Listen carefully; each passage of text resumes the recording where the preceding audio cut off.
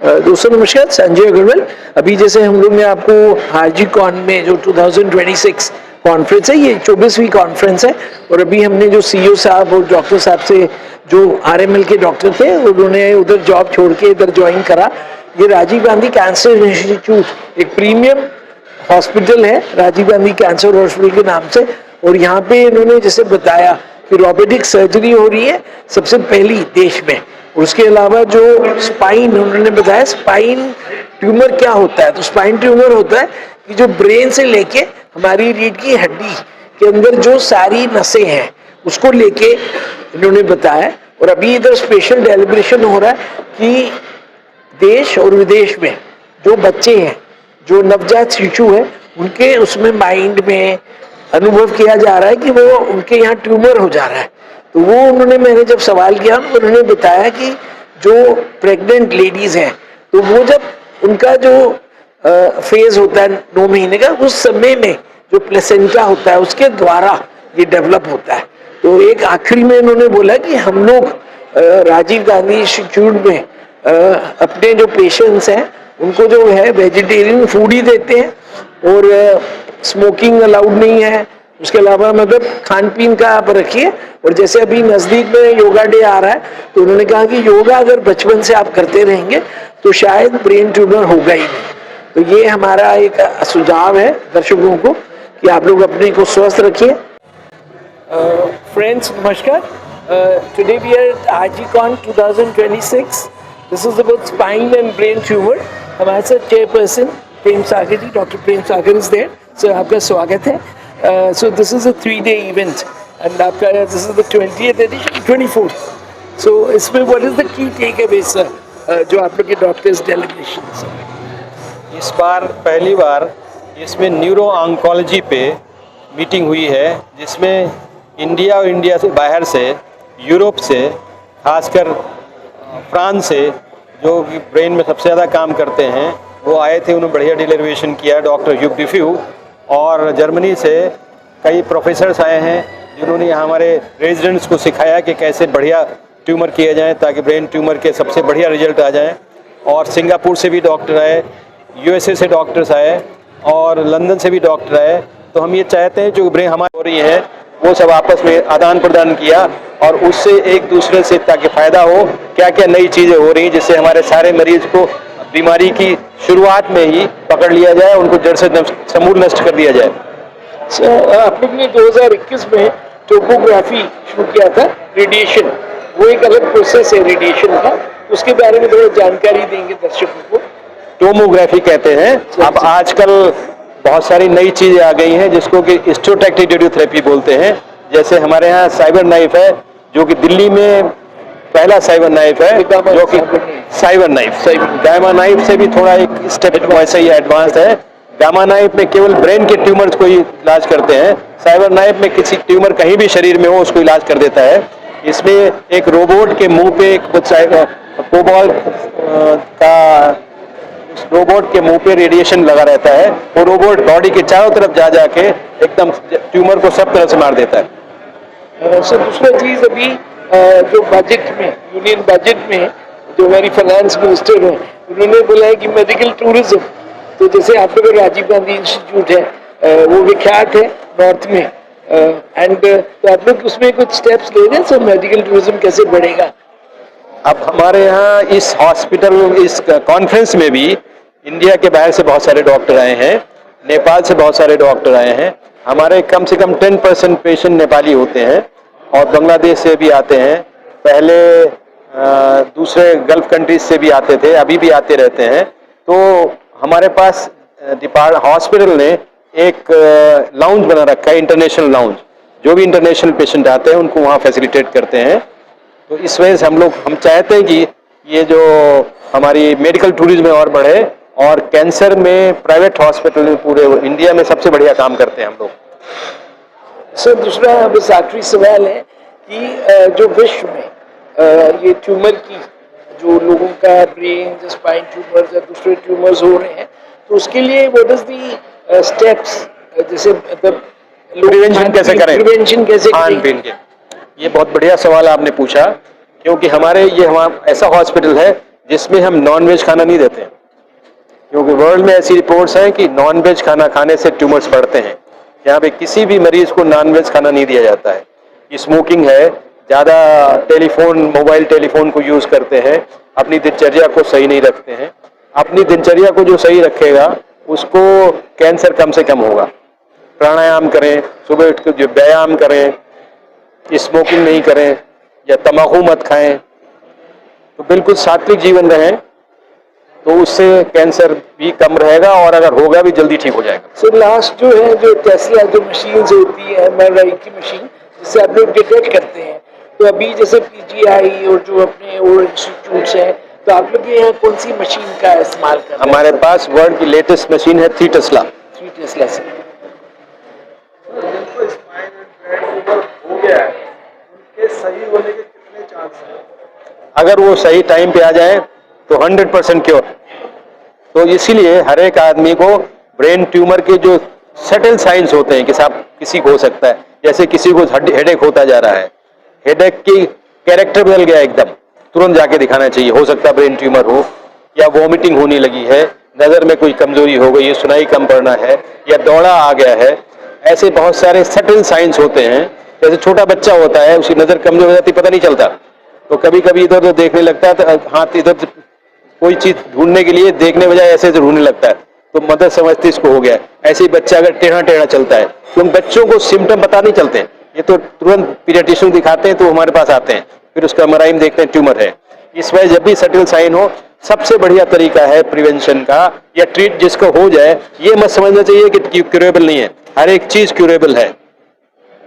ये हमेशा positive mind से चलिए, और नेचर या भगवान या कोई फोर्स आपकी हेल्प करता है, और इस अगर सही टाइम पे आ गए तो क्योर पॉसिबल है।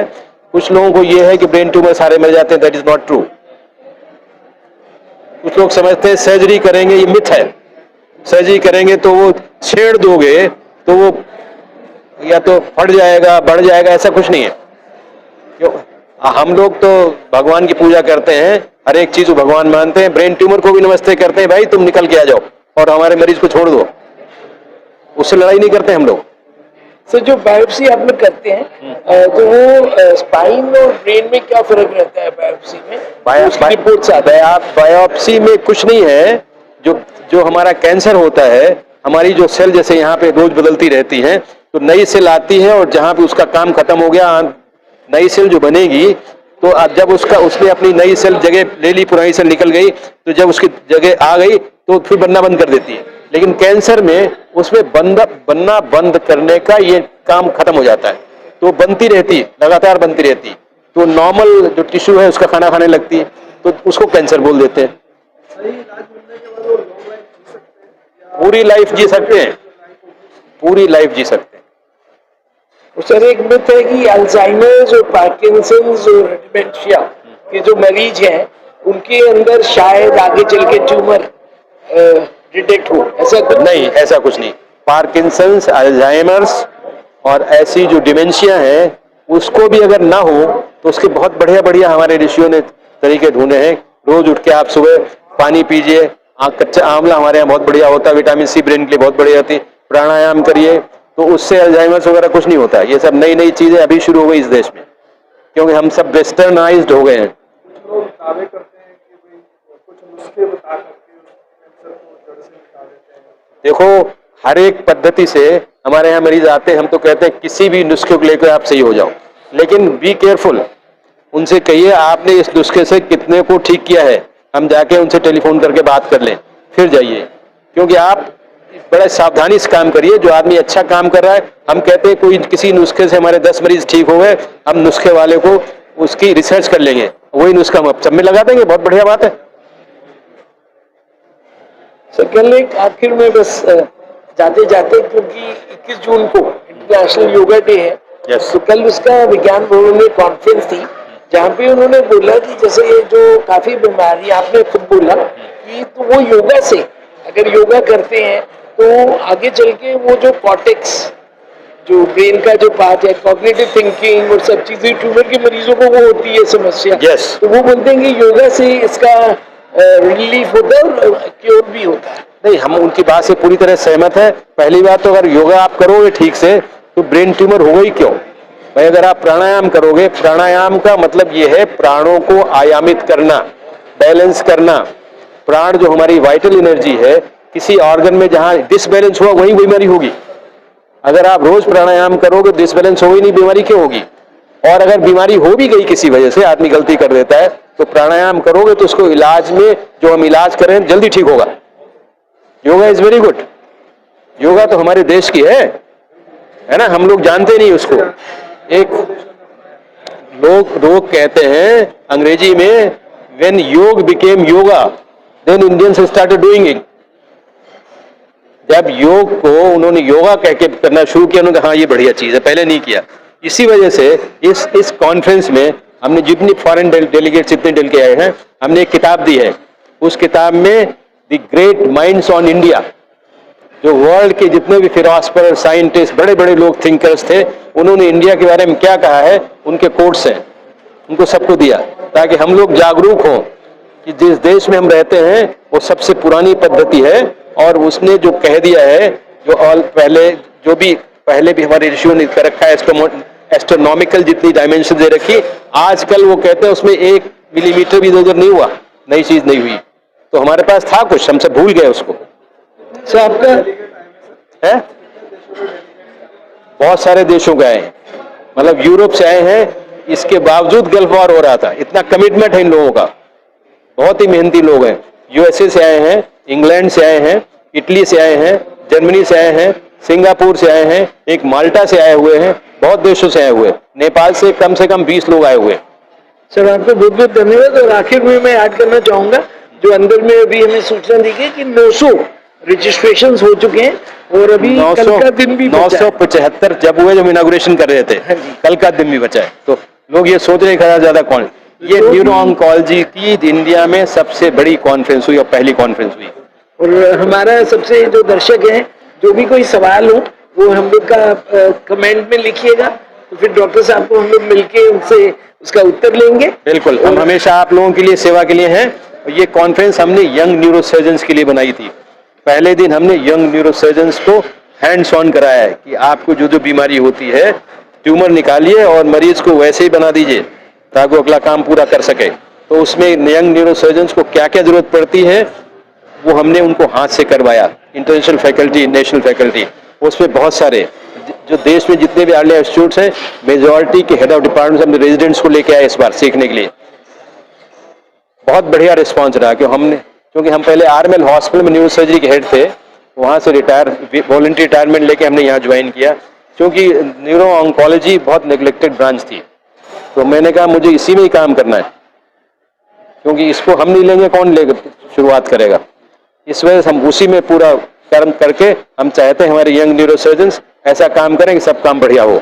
सर एक आप आखिर में, क्योंकि पहले हम लोग बचपन में सुनते रहे कैंसर और ऑन्कोलॉजी शब्द नहीं था, अभी जो ऑन्कोलॉजी शब्द आया है तो वो कैसे आया, क्या परिवर्तन हुआ जो कैंसर से ऑन्कोलॉजी? ऑन्कोलॉजी, कैंसर जो है ना, कैंसर नाम का कोई मेडिकल टर्मिनोलॉजी नहीं है। कैंसर लेमैन लैंग्वेज है, ऑन्कोलॉजी मेडिकल टर्मिनोलॉजी है, इसलिए हम कैंसर नहीं बोलना चाहते। कैंसर का मतलब लोग समझते डेथ। भाई इस पृथ्वी पे जो पैदा हुआ है वो नष्ट जरूर होगा, इसलिए उससे, मृत्यु से डरना नहीं है। और कैंसर भी कोई चीज नहीं है, जिस दिन शरीर छोड़ना है छूट जाएगा, कोई परेशानी नहीं है। और मतलब हम बिल्कुल हंसते, जैसे हंसते पैदा खेलते रहते हैं, वैसे हंसते हुए शरीर छोड़ेंगे, कोई किसी चीज से डरना नहीं हमने। सर की बात आगे लेते हुए मैं बताना चाहूंगा, जो हमारे क्रिकेट के प्लेयर्स थे, युवराज सिंह, अभी लीजा रे जो कैनेडियन एक्ट्रेस, उनसे मुलाकात हुई हमारी पिछले हफ्ते, ब्लड कैंसर की मरीज थी and she is a survivor. Cancer से डरिए मत, और सब बिल्कुल डरिए मत। हम ब्रेन ट्यूमर सर्वाइवर्स के साल में एक बार मीटिंग कराते हैं। हमारे ब्रेन ट्यूमर वाले मरीज आते हैं जो बिल्कुल ठीक हो गए, तो किसी को ब्रेन ट्यूमर है, दे कैन कनेक्ट मी। तो आप हमारी पूरी रिपोर्ट देख लीजिए और कोई कमेंट्स हो तो प्लीज डालिए। धन्यवाद सर, नमस्कार। नमस्कार। मैंने अभी आपको बताया कि 13 से 15 मार्च तक एक Rajiv Gandhi institute of cancer का RG Con 2026 हो रहा है। मेरे साथ डॉक्टर साहब, डॉक्टर धर्मवीर जुड़े हैं, और सर ये 3 दिन की जो कॉन्फ्रेंस है इसमें सारे आपके जैसे अभी प्रेम सागर जी ने बताया नेपाल से काफी लोग आए हैं, बोले कि काफी लोग नेपाल से कैंसर से ग्रसित हैं, उनका इलाज भारत में होता है। तो सर ये 3 डेज कॉन्फ्रेंस में क्या क्या स्पेशलाइज? ये Rajiv Gandhi cancer institute and research centre की इंटरनेशनल कॉन्फ्रेंस है। हम हर एक साल इस तरह की एक इंटरनेशनल कॉन्फ्रेंस करते हैं। ये हमारी 24th कॉन्फ्रेंस है और उसमें हम ग्लोबल लेवल पे डिफरेंट कंट्रीज के पर्टिकुलर थीम के एक्सपर्ट्स को बुलाते हैं। इस बार की जो हमारी थीम है वो न्यूरो ऑन्कोलॉजी के ऊपर है, जिसमें हमारे ब्रेन और स्पाइनल के ट्यूमर्स होते हैं। तो मुझे ये जान के बहुत खुशी हो रही है कि 975 पार्टिसिपेंट्स ने अभी तक रजिस्टर किया है और उनमें 27 इंटरनेशनल पार्टिसिपेंट्स हैं जो ब्रेन ट्यूमर के डिफरेंट डायमेंशंस पे 3 दिन तक रहकर यहाँ पे डिटेल चर्चा करते हैं, आपस में पार्टनरशिप करते हैं, कोलेब्रेशन करते हैं और फ्यूचर रिसर्च की अपॉर्चुनिटीज बनती है। सर अभी जो हेल्थ को लेके अभी जो बजट में भी हुआ है मेडिकल टूरिज्म, और भारत में तो बहुत अलग अलग देशों से इंडोनेशिया मान लीजिए, अफ्रीका से तो बहुत लोग आते हैं ब्रेन ट्यूमर, तो उसके लिए आप लोग की क्या व्यवस्था रहती है? जो हमारे यहाँ पर राजीव गांधी कैंसर इंस्टीट्यूट में 14% मरीज हैं जो विदेशों से आते हैं। और हमारे यहाँ की खास बात यह है कि हमारे जो अंतरराष्ट्रीय मरीज हैं वो और हमारे देश के जो मरीज हैं वो, उनमें ट्रीटमेंट में सेम पैटर्न है, सेम ट्रीटमेंट प्राइस है, सेम कॉस्ट है और सेम व्यवस्थाएं हैं जो हम लोग देते हैं। ये सबसे अच्छी बात है। उसकी वजह से सबसे ज्यादा हमारे यहाँ मरीज नेपाल से आते हैं, भूटान से आते हैं, बांग्लादेश से आते हैं। सो ये जो जैसे आजकल कोई भी बीमारी को बोलते हैं कि जेनेटिक हो गया है, तो क्या कैंसर या ब्रेन ट्यूमर में ऐसा कुछ होता है जेनेटिक? या कैंसर एज ए होल विभिन्न प्रकार की बीमारियां हैं, 200 से ज्यादा वैरायटी की बीमारियां हैं, इसका cancer, breast cancer, different organs की बीमारियां हैं। और उसमें ये पाया गया है कि 10 से 12% बीमारियां हैं उसी में जेनेटिक या हेरिडिटरी होती हैं, बाकी बीमारी कर सकते हैं। लेकिन उसमें हेल्थ अवेयरनेस की आवश्यकता है, वैक्सीनेशन की आवश्यकता है, लाइफ स्टाइल चेंज करने की आवश्यकता है और इस तरह के कैंसर प्रोड्यूस करने वाले चीजों से व्यसन की हटाने की आवश्यकता है, जैसे टोबैको है, अल्कोहल है। तो ऐसी अगर हम प्रयास करें पॉलिसी के लेवल पे, सरकार के लेवल पे और पब्लिक लिटरेसी से कि हम कैंसर से बचाव कर सकें, तो 40% कैंसर है जिनका बचाव किया जा सकता है इस तरह से बचा के। उससे ब्रेन ट्यूमर जो देखा गया है कि बच्चों में भी होता है, जन्म के बाद डिटेक्ट होता है 1 साल में, तो वो क्या कारण है उसका? इनफैक्ट बच्चों में ये बहुत सरप्राइजिंग फैक्ट है कि बच्चों में सेकेंड लार्जेस्ट नंबर का कैंसर वो पीडियाट्रिक कैंसर होता है। और उसमें अनुमान ये लगाया जा रहा है कि प्रोबेबली जब एंटीनेटल फेज में बच्चा रहता है तो मदर के प्लेसेंटा के थ्रू जो इन्फ्लुएंस जाते हैं उसकी वजह से बच्चों में ये ज्यादा कैंसर होता है। ये भी अनुमान की बात है, ये प्रूवन नहीं है। और बच्चों में सेकेंड बिगेस्ट कैंसर होता है ब्रेन ट्यूमर का। लेकिन खास बात यह है कि इसका अगर अर्ली डिटेक्शन कर लिया जाए तो बच्चों में कैंसर के इलाज में सर्वाइवल ज्यादा होता है एडल्ट्स के मुकाबले। उस स्पाइन ट्यूमर की जानकारी अभी भारत में ज्यादा लोगों को नहीं है, तो स्पाइन ट्यूमर का थोड़ा सा विवरण करेंगे? हाँ, स्पाइन ट्यूमर जैसे मैंने बताया नर्वस सिस्टम में पूरा ब्रेन से लेके स्पाइनल ट्यूमर तक के ट्यूमर्स होते हैं और उनका डायग्नोसिस और ट्रीटमेंट एक टर्सरी केयर सेंटर में ही हो सकता है। प्राइमरी और सेकेंडरी केयर में तो केवल सस्पिशन होता है, उनके पास उस तरह की मल्टी डिसिप्लिनरी सुविधाएं नहीं होती हैं जिससे वो डायग्नोसिस कर रहे हैं। तो उसमें जब कभी भी इस तरह की कोई अनएक्सप्लेन न्यूरोलॉजिकल डेफिसिट हो जो प्राइमरी और सेकेंडरी केयर पे नहीं हो रही है, तो लोगों को हम एडवोकेट करते हैं कि एक बार टर्सरी केयर सेंटर में जरूर जाके एक्सक्लूड करें, क्योंकि ये कॉम्प्लिकेटेड बीमारी है जिसका मल्टी डिसिप्लिनरी डायग्नोसिस होती है, मल्टी डिसिप्लिनरी ट्रीटमेंट होता है, वो हर एक हॉस्पिटल में नहीं भी उपलब्ध है। तो राजीव गांधी में आप लोग का रोबोटिक सर्जरी होता है क्या? राजीव गांधी देश में पहला कैंसर सेंटर ऐसा था जिसने यूरोलॉजी में रोबोटिक सर्जरी इंट्रोड्यूस की और हमारे यहाँ 4 रोबोट्स हैं जिससे हम कंटिन्यूसली इलाज करते हैं। अभी तक 3000 से ज्यादा robotic surgery Rajiv Gandhi cancer institute में की जा चुकी है। सर आपका बहुत बहुत धन्यवाद। जैसे मैंने पहले भी बोला कि आपकी कोई और सवाल हो तो आप लोग हमारे कमेंट बॉक्स में डालिएगा, जो कि हम लोग डॉक्टर साहब को फॉरवर्ड करेंगे, वो उसका उत्तर देंगे। धन्यवाद, नमस्कार। Thank you. to me as the chairman of RGCI RC to welcome you all to this important conference on neuro and oncology focused on brain and spine tumors and the innovation of multidisciplinary cancer management. As we speak about cancer of the brain or spine, we are not just speaking about a disease, but about a person's thought, their speech, their movement, their memory, and their identity. A brain tumor does not only challenge the body, it's a dilemma of very existence. I think there's no negativity or mention about it. Over the years, treatment of brain and spine tumors has transformed dramatically, and once seemed impossible has become treatable now. Advanced imaging can detect tumors earlier. Precision surgery allows safer removal. Modern radiation techniques can target disease while protecting healthy tissue. Molecular testing helps doctors understand the behavior of each tumor more clearly.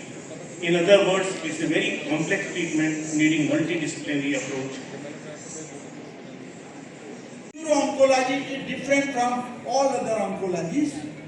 If you recall, the famous Siddharth Mukherjee, the writer of Pulitzer award-winning book, titled I am privileged to join this distinguished gathering organized by Rajiv Gandhi Cancer Institute, a conference dedicated to one of the most challenging and evolving frontiers of medicine, which we call as neuro-oncology. At the outset, I extend my warm welcome to all faculty, residents, colleagues who have traveled from across the country and abroad. Your presence reflects shared commitment to improving the lives of patients with brain tumor. But teachers don't.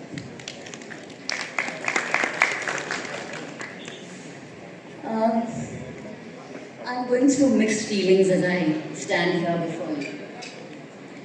Chairman of the Governing Council, Mr. Ashok Agarwal, and members of the Governing Council, CEO Negi Sahib, Interim CEO Dr. Kanwar, MD Dr. Rawal, Organizing Chairman of RGCon Dr. Prem Sagar, Chief Guest for the evening Dr. Mazhar Hussain, the eminent